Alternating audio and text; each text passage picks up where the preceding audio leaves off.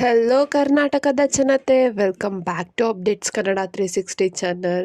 So pending ಇರುವ ಗೃಹಲಕ್ಷ್ಮಿ ಯೋಜನೆ ಹಣ ಬಿಡುಗಡೆ ಆಗಿದೆ. ಇದ್ರ ಬಗ್ಗೆ ಸರ್ಕಾರ ಒಂದು ಹೊಸ ಅಪ್ಡೇಟನ್ನು ನೀಡಿದೆ. ಸೊ ಏನಾದರೂ ಒಂದು ವೇಳೆ ನಿಮ್ಮದು ಹೆಸರು ಮ್ಯಾಚ್ ಆಗದೇ ಇದ್ದಲ್ಲಿ ಸರ್ಕಾರ ಹಣ ಬಿಡುಗಡೆ ಮಾಡಿದ್ರೂ ಕೂಡ ನಿಮ್ಮ ಬ್ಯಾಂಕ್ ಖಾತೆಗೆ ಹಣ ಬಂದಿರಲ್ಲ. ಸೊ ಇದ್ರ ಬಗ್ಗೆ ಎಲ್ಲ ಡೀಟೇಲ್ ಆಗಿ ತಿಳಿಸ್ಕೊಡ್ತೀನಿ. ಯಾವ ನೇಮು ಮ್ಯಾಚ್ ಆಗಬೇಕು ಮತ್ತು ಪೆಂಡಿಂಗ್ ಇರುವ ಹಣ ಯಾವಾಗ ಬಿಡುಗಡೆ ಮಾಡ್ತಾರೆ ಎಲ್ಲ ಜಿಲ್ಲೆಗೂ ಅಂತಲೂ ಫುಲ್ ಡೀಟೇಲ್ ಆಗಿ ವಿಡಿಯೋದಲ್ಲಿ ತಿಳಿಸ್ಕೊಡ್ತೀನಿ. ಸೊ ಬನ್ನಿ, ವಿಡಿಯೋನ ಸ್ಟಾರ್ಟ್ ಮಾಡೋಕ್ಕಿಂತ ಮುಂಚೆ ನೀವೇನಾದರೂ ನಮ್ಮ ಚಾನಲ್ಗೆ ಸಬ್ಸ್ಕ್ರೈಬ್ ಮಾಡ್ಕೊಂಡಿಲ್ಲ ಅಂದರೆ ದಯವಿಟ್ಟು ಚಾನಲ್ಗೆ ಸಬ್ಸ್ಕ್ರೈಬ್ನ ಮಾಡ್ಕೊಳ್ಳಿ. ಹಾಗೆ ವಿಡಿಯೋನ ಆದಷ್ಟು ಫಲಾನುಭವಿಗಳಿಗೆ ಶೇರ್ ಮಾಡಿ ಈ ವಿಡಿಯೋಗೆ 100 ಲೈಕ್ಸ್ನ ಪಡ್ಕೊಳಕ್ಕೆ ಹೆಲ್ಪ್ ಮಾಡಿ ಅಂತ ಕೇಳ್ತಾ ವಿಡಿಯೋಗೆ ಲೈಕ್ ಕೊಟ್ಬಿಟ್ಟು ವಿಡಿಯೋನ ನೋಡಿ. ಸೊ ಇಲ್ಲಿವರೆಗೂ 8 ಕಂತಿನ ಅಂದರೆ 16,000 ರೂಪಾಯಿಗಳು ಪ್ರತಿ ತಿಂಗಳು 2,000 ರೂಪಾಯಿಂದ ಮಹಿಳೆಯರ ಖಾತೆಗೆ ಜಮಾ ಆಗಿದೆ. ಸೊ ಇದೀಗ ಲೋಕಸಭಾ ಎಲೆಕ್ಷನ್ ಬರ್ತಿರುವ ಹಿನ್ನೆಲೆಯಲ್ಲೇ ಪೆಂಡಿಂಗ್ ಇರುವ ಹಣನೂ ಕೂಡ ಸರ್ಕಾರದವರು ಬಿಡುಗಡೆ ಮಾಡಿದ್ದಾರೆ. ಸೊ ನಿಮಗೂ ಕೂಡ ಪೆಂಡಿಂಗ್ ಹಣ ಬರಬೇಕು ಅಂದರೆ ಇಷ್ಟು ಸಮಸ್ಯೆಗಳಿದ್ದರೆ ನೀವು ಪರಿಹರಿಸ್ಕೋಬೇಕು. ಸೊ ಸರ್ಕಾರ ಈಗಾಗಲೇ ತಿಳಿಸಿರುವಂಥ ಬ್ಯಾಂಕ್ನಲ್ಲಿ ಖಾತೆ ಹೊಂದಿದ್ರೆ ಅದು ಮಹಿಳೆಯರ ಹೆಸರಲ್ಲೇ ಇರಬೇಕು. ಅದೇ ರೀತಿ ರೇಷನ್ ಕಾರ್ಡು ಮಹಿಳೆಯರ ಹೆಸರಲ್ಲೇ ಇರಬೇಕು. ರೇಷನ್ ಕಾರ್ಡು, ಆಧಾರ್ ಕಾರ್ಡು ಮತ್ತು ಬ್ಯಾಂಕ್ ಖಾತೆಯಲ್ಲಿ ಮೂರಲ್ಲೂ ಕೂಡ ಮಹಿಳೆಯರ ಹೆಸರು, ವಿಳಾಸ ಒಂದೇ ರೀತಿ ಇರಬೇಕು. ಒಂದರಲ್ಲಿ ಒಂದು ನೇಮು, ಇನ್ನೊಂದರಲ್ಲಿ ಇನ್ನೊಂದು ನೇಮ್ ಇದ್ದರೆ ಹೇಗ ಡೇಟಾ ಮ್ಯಾಚ್ ಆಗಲ್ಲ. ಸೊ ಅವಾಗ ಅವ್ರು ಹಣ ಬಿಡುಗಡೆ ಮಾಡಿದ್ರೂ ಕೂಡ ನಿಮ್ಮ ಖಾತೆಗೆ ಹಣ ಡಿ.ಬಿ.ಟಿ ಆಗಲ್ಲ. ಇನ್ನು ನಿಮ್ಮ ಬ್ಯಾಂಕ್ ಖಾತೆಗೆ KYC ಮಾಡಿಸ್ಕೊಳ್ಳೋದನ್ನು ಸರ್ಕಾರ ಕಡ್ಡಾಯವೇ ಮಾಡಿತ್ತು. ಸೊ ಏನಕ್ಕೆ KYC NPCIನವರು ಕಡ್ಡಾಯ ಮಾಡಿದ್ರು ಅಂದರೆ ನಿಮ್ಮ ಡೇಟಾನ ಸರ್ಕಾರದ ಡೇಟಾಬೇಸ್ ಜೊತೆ ಲಿಂಕ್ ಮಾಡ್ಸೋಕ್ಕೋಸ್ಕರ ಇದನ್ನು ಕಡ್ಡಾಯ ಮಾಡಿದರು.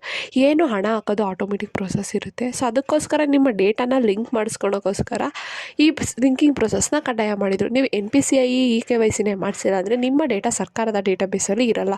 ಸೊ ಅದಕ್ಕೆ NPCI ಮತ್ತು KYC ಯಾರ್ಯಾರು ಮಾಡಿಸಿಲ್ಲ ಮಾಡಿಸ್ಕೊಳ್ಳಿ. ಒಂದು ವೇಳೆ ನಿಮ್ಮ ಬ್ಯಾಂಕ್ ಖಾತೆ ಹಳೆಯದಾಗಿದ್ದು ಅದಕ್ಕೆ ಹಣ ಬರ್ತಿಲ್ಲ ಎಂದಾದರೆ ಅಂಚೆ ಕಚೇರಿ ಅಥವಾ ರಾಷ್ಟ್ರೀಯ ಬ್ಯಾಂಕ್ನಲ್ಲಿ ಖಾತೆನ ತೆಗೀರಿ. ಸೊ ಇತ್ತೀಚೆಗೆ ಆದ ಒಂದು ಎಕ್ಸಾಂಪಲ್ನ ತಗೊಳೋದಾದರೆ ಶಿವಮೊಗ್ಗದ ಒಬ್ಬರು ಮಹಿಳೆಯರು ಬ್ಯಾಂಕ್ ಆಫ್ ಬರೋಡಾದಲ್ಲಿ ಒಂದು ಹೊಸ ಖಾತೆಯನ್ನು ಆರಂಭಿಸಿ ಕೇವಲ 3 ದಿನದ ಅಂತರದಲ್ಲೇ 3 ಕಂತಿನ ಪೆಂಡಿಂಗ್ ಹಣನ ಪಡ್ಕೊಂಡಿದ್ದಾರೆ. ಸೊ ಅದಕ್ಕೆ ಒಂದು ಯಾವುದ್ರಲ್ಲಾದರೂ ಒಂದು ಸಮಸ್ಯೆ ಇದ್ದೇ ಇರುತ್ತೆ. ಒಂದು ಆಧಾರ್ ಕಾರ್ಡಲ್ಲಾಗಲಿ ಅಥವಾ ರೇಷನ್ ಕಾರ್ಡಲ್ಲಾಗಲಿ ಅಥವಾ ನಿಮ್ಮ ಬ್ಯಾಂಕ್ ಖಾತೆಯಲ್ಲಿ. ಸೊ ಅದಕ್ಕೆ ಎಲ್ಲದನ್ನು ಅಪ್ಡೇಟ್ನ ಮಾಡಿಸ್ಕೊಳ್ಳಿ. ಏನೇನು ಚೇಂಜಸ್ ಆಗುತ್ತೆ ಎಲ್ಲ ಮಾಡಿಸ್ಕೊಳ್ಳಿ.